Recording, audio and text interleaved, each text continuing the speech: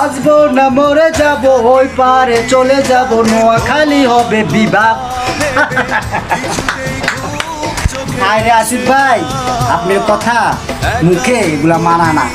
আপনি কুমিল্লা বিভাগ চান, তাও হবে না, নোয়াখালী হবে বিভাগ, বুঝছেন?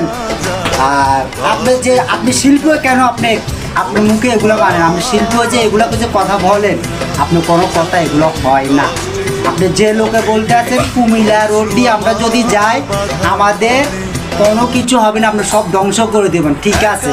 আপনি যদি আমাদের কুমিল্লায় যদি কোনো কিছু বাধা দেন, আপনি উল্টো দিয়েও যান, লোককে দিয়ে আপনারা পাইয়া পালাম।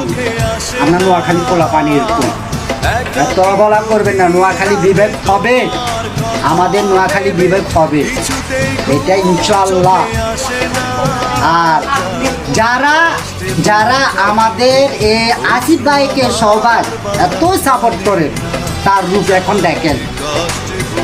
আজকের পরে তার গান ভিডিও কোনো কিছু আপনারা দেখবেন না, কিন্তু আমরা তাদের ভক্ত, আমরা তার ভক্ত। আমিও একজন ভক্ত, আমি 3টা শিল্পীর ভক্ত, শিল্পী ইমন খান, আসিফ, মনির খান, আমি তাদের ভক্ত। কিন্তু 3জনের ভিতরে একজন আমার মন থেকে উঠে গেছে, যে আমাদের নোয়াখালী বিবেক চায় না, তার মতন শিল্পী আমাদেরও দরকার নাই।